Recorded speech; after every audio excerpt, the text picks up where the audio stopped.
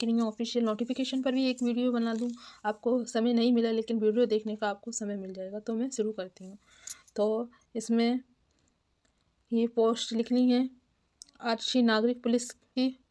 इसमें पुरुष और महिलाओं दोनों के लिए है। आरक्षी PACC सशस्त्र पुलिस ये पुरुष के लिए है। से केवल आरक्षी विशेष सुरक्षा बल ये केवल पुरुष के लिए है। महिला बटालियन हेतु महिला आरक्षी। आरक्षी घुड़सवार पुलिस ये सिर्फ पुरुष के लिए है। जेल वार्डर पुरुष और जेल वार्डर महिला ये पोस्ट आपकी लिखनी है। वेतन आपका 5,200 से 20,200 रुपये तक का होगा और नए वेतन में 2,000 रुपये और जोड़े जाएंगे तो 21,700 से 69,100 लेवल 3 का वेतन होगा। तो आरक्षी नागरिक पुलिस में अनारक्षित के लिए 4,151 सीटें हैं। आर्थिक रूप से कमजोर वर्ग के लिए 1,046, अन्य पिछड़ा वर्ग के लिए 2,826, अनुसूचित जाति के लिए 2,198, अनुसूचित जनजाति के लिए 208। तो इस तरह इसमें 10,469 पोस्टें हैं। आरक्षी PAC सशस्त्र पुलिस के लिए जो केवल पुरुष अभ्यर्थियों के लिए हैं। अनारक्षित के लिए 6,060, आर्थिक रूप से कमजोर वर्ग के लिए 1,512, अन्य पिछड़ा वर्ग के लिए 4,083, अनुसूचित जाति के लिए 3,176, अनुसूचित जनजाति के लिए 300। तो इस तरह इसमें 15,131 पद हैं। आरक्षी विशेष सुरक्षा बल के रिक्त पदों जो केवल पुरुष के लिए हैं। अनारक्षित के लिए 538, आर्थिक रूप से कमजोर 134, अन्य पिछड़ा वर्ग के लिए 362, अनुसूचित जाति के लिए 281, अनुसूचित जनजाति के लिए 26। इस तरह इसमें 1,341 पद हैं। महिला बटालियन जनपद लखनऊ, बदायूं और गोरखपुर के लिए। अनारक्षित के लिए 916, आर्थिक रूप से कमजोर वर्ग के लिए 228, अन्य पिछड़ा वर्ग के लिए 615, अनुसूचित जाति के लिए 478, अनुसूचित जनजाति के लिए 45। इस तरह इसमें 2,282 पद हैं। आरक्षी घुड़सवार पुलिस के लिए जो केवल पुरुषों के लिए हैं पद हैं। अनारक्षित के 30, आर्थिक रूप से कमजोर वर्ग के 7, अन्य पिछड़ा वर्ग के 19, अनुसूचित जाति के 14, अनुसूचित जनजाति के 1। इस तरह इसमें कुल 71 पद हैं।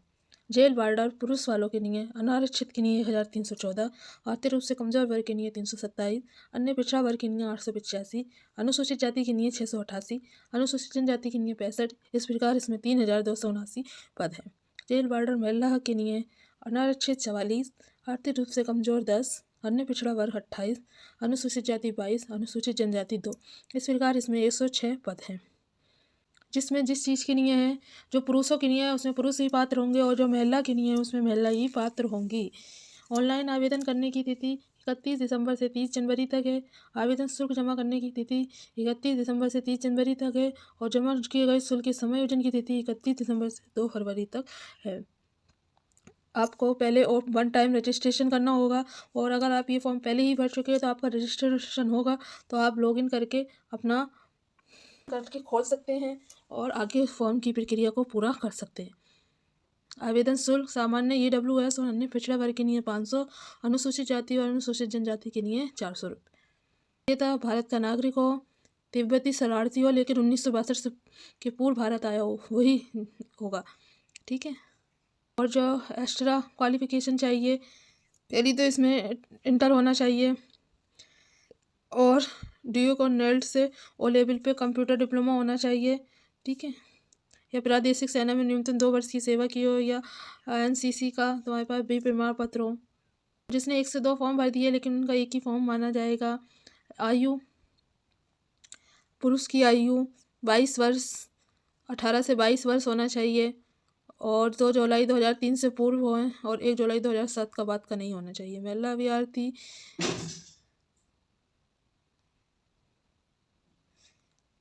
अभ्यर्थी की 18 से 25 वर्ष होनी चाहिए और जिनका 2 जुलाई 2000 से पूर्व जन्म हुआ और 1 जुलाई 2007 के बाद नहीं हो। ये हैं सामान्य श्रेणी EWS पुरुष के लिए वो 2003 में पैदा 2003 से 2007 वाले भर सकते हैं और महिला 2000 से 2007 वाले भर सकते हैं। अनुसूचित जाति इन्हें 5 वर्ष की छूट दी है तो जी 1998 से लेकर 2007 तक भर सकते हैं। महिला 1995 से लेकर 2007 तक की भर सकती हैं। अनुसूचित जनजाति की इनको भी 5 साल का रिलैक्सेशन दिया है तो ये भी इसमें पुरुष 1998 से 2007 तक, महिलाएं 1995 से 2007। अन्य पिछड़ा वर्ग इनको भी 5 साल का छूट दिया है तो ये इसमें पुरुष 1998 से 2007 और महिलाएं 1995 से 2007। और ये अभ्यर्थी को राज्य कर्मचारी के अभ्यर्थी जीवन 1998 से 2007 और महिला 1996 से 2007। राज्य भूतपूर्व सैनिक को 3 वर्ष की छूट दी है। और कल किया जाएगा आपकी पूरी आइज़ का, कोई आपको ब्लाइंडनेस तो नहीं है और कोई आपको और ऐसी डिजीज़ तो नहीं है जिससे आपको या सुनने में दिक्कत, ठीक है, या दौड़ने में, ये सब इन चीज़ों में कोई प्रॉब्लम नहीं है। शारीरिक रूप से पूरा फिट होना चाहिए। लिखित परीक्षा होगी। परीक्षा 2 घंटे की होगी, 300 मार्क्स की होगी। 4 विषय होंगे: सामान्य ज्ञान, सामान्य हिंदी, संख्यात्मक एवं मानसिक योग्यता, मानसिक अभिरुचि, बुद्धि लब्धि एवं तर्क क्षमता। इन टॉपिक्स पे आपकी ये परीक्षा होगी। परीक्षा में 150 प्रश्न होंगे और प्रत्येक सही उत्तर के 2 अंक निर्धारित होंगे। और मेरिट बेस्ड परीक्षा होगी। सही प्रश्न का सही उत्तर चुनिए। जितने क्वेश्चंस आपके सही होंगे उतने आपको मार्क्स मिलेंगे। इसमें नेगेटिव मार्किंग नहीं है आपकी।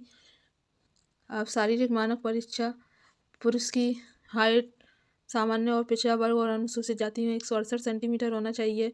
सूचित जनजाति की 160 सेंटीमीटर होना चाहिए। सीना 79 सेंटीमीटर होना चाहिए बिना फुलाने पर, और फुलाने पर 84 सेंटीमीटर होना चाहिए। अनुसूचित जनजाति का 77 सेंटीमीटर होना चाहिए, फुलाने पर 82 सेंटीमीटर होना चाहिए।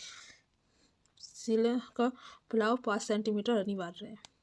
महिला की हाइट सामान्य, अन्य पिछड़ा अनुसूचित जाति की 152 होना चाहिए और अनुसूचित जनजाति की 147 होना चाहिए और वजन 40 किलो कम से कम होना चाहिए। और सारी दक्षता परीक्षा, तो इसमें 4.8 किलोमीटर उनकी दौड़ होनी चाहिए 25 मिनट में, और महिला की 2.4 किलोमीटर दौड़ होना चाहिए 14 मिनट में। और मैंने पहले कहा था रजिस्ट्रेशन कर लिया है, तो आपकी ईमेल आईडी डाल के आप या मोबाइल नंबर डाल के आप कैसे उसको ओपन कर सकते हैं। और नहीं किया तो आप यूनिक अपनी ईमेल आईडी हो, यूनिक नंबर हो, जिससे आगे भविष्य में आप उसका यूज कर सकें। और आधार कार्ड या डिजी लॉकर द्वारा भी आप लॉगिन कर सकते हैं। फ़ोटोग्राफ, टोपी पहन के फ़ोटो नहीं खिंचवाना है, मास्क नहीं लगा होना चाहिए है, या बाल आल की छाया, कपड़े या इनकी छाया नहीं आनी चाहिए चेहरे पर। चश्मा जो लगाता है वो चश्मा लगा के फ़ोटो तो खिंचवा सकता है, लेकिन उसका प्रतिबिंब आंखों पर नहीं पड़ना चाहिए। फ़ोटो ब्लर नहीं होनी चाहिए, ना अत्यधिक शाइनी होनी चाहिए। कोई वर्दी पहन के नहीं खिंचवानी चाहिए, सिंपल सिविल ड्रेस में ही फ़ोटो खिंचवानी है आपको। रियल फ़ोटोग्राफ से आपका फ़ोटो मैच नहीं होता है तो आपका मतलब फॉर्म कैंसिल कर दिया जाएगा। हस्ताक्षर काले बॉल पेन से होनी चाहिए। बॉक्स के अंदर रनिंग लेटर्स में होना चाहिए, स्मॉल लेटर में, बड़े लेटर्स में नहीं होना चाहिए, ठीक है। जेपीजी फॉर्मेट में होना चाहिए और फाइल का साइज़ 30 KB से 50 KB के बीच का होना चाहिए। और हस्ताक्षर आप ही करें, किसी और से नहीं करवाएं, वरना अंतर आ जाता है। ये हेल्पलाइन नंबर है, सुबह 10 बजे से शाम 7 बजे तक ये रहेगा। अगर आपको कोई भी फॉर्म भरने में दिक्कत आ रही तो इस हेल्पलाइन पर अंतिम तिथि से पहले आप संपर्क कर सकते हैं, आपकी पूरी मदद की जाएगी। ये आपको प्रमाण पत्र बनवाना है, जो अनुसूचित जाति और जनजाति का इस फॉर्मेट में आपको प्रमाण पत्र बनवाना है। पिछड़े वर्ग को इस फॉर्मेट में प्रमाण पत्र बनवाना है। स्वतंत्रता संग्रामी को इस फॉर्मेट में अपना प्रमाण पत्र बनवाना है।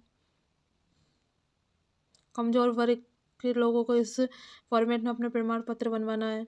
घोषणा पत्र भी देना है इन लोगों को। राज्य सेवा में कार्यरत कर्मचारियों को इस फॉर्मेट में प्रमाण पत्र बनवाना है। तो ये मैंने पूरा आपको बता दिया कि क्या क्या इस पोस्ट में ज़रूरत है। तो आपको और भी कोई डाउट, और भी कोई क्वेरी है तो वो भी हम बताएंगे, आप हमसे कमेंट बॉक्स में पूछिए। और ऐसे अच्छे अच्छे नोटिफिकेशन के लिए आप हमारे चैनल पर बने रहिए। लाइक कीजिए, शेयर कीजिए, सब्सक्राइब कीजिए। Thank you.